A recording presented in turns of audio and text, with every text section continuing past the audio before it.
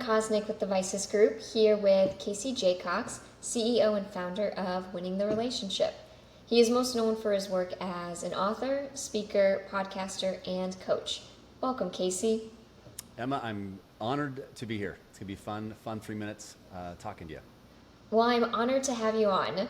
Casey, you are talking to us today about the importance of humility, curiosity, and vulnerability. Tell me why. Those are 3 superpowers that we all have as humans.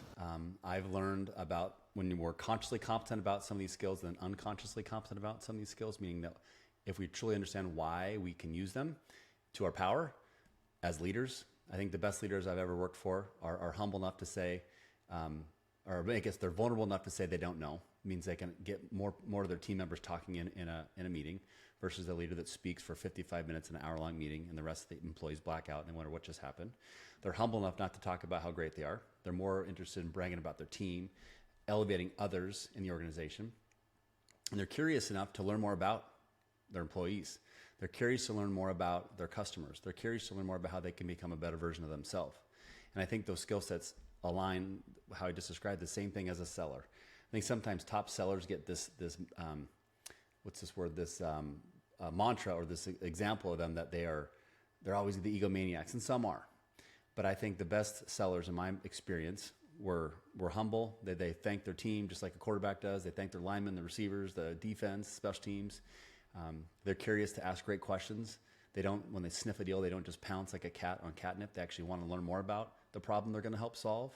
And they're vulnerable to know that they might not have all the answers, and that's okay, because we're all flawed humans. I've yet to meet the perfect human being. If someone out there has met him, let me know, but I haven't met him yet. So I think those 3 skill sets, when we really think about them and don't let them lay dormant, can really have a dramatic impact on not only an organization, but also your relationships with your customers. Oh, okay, that's very interesting. So there's a connection between those 3 qualities with leadership, executive leadership, as well as sales teams? Yeah, 100%. I in my experience, I'm not saying I'm right, but my 48 years of life, I've found those skills to be extremely impactful for teams. I really think it's important as a sales team and then a leadership team as you think about like your sales pipeline, the health of it. Sometimes sales teams, when there lacks vulnerability or there lacks humility, fear likes to hide. We don't like to ask for help. We're not really honest with ourselves on really how healthy a deal is. But when vulnerability and humility are present, then we have the courage and confidence. Fears removed. We can say, Mr. and Mrs. Boss, I'm struggling. Tell me why this deal is stuck. How can I move it along? Tell me what I'm missing that might help move it. And I think when we can remove fear with those 3 qualities of humility, vulnerability, and curiosity, life becomes a lot more simple and easier. And I'd rather work smart than hard. It just makes life a lot easier. I 100% agree with you. And there's something nice about working for an organization that you feel comfortable and confident to talk about your mistakes or talk about your vulnerabilities in an open and honest way. 100%. Casey, what is one piece of wisdom that you would like to leave with our listeners?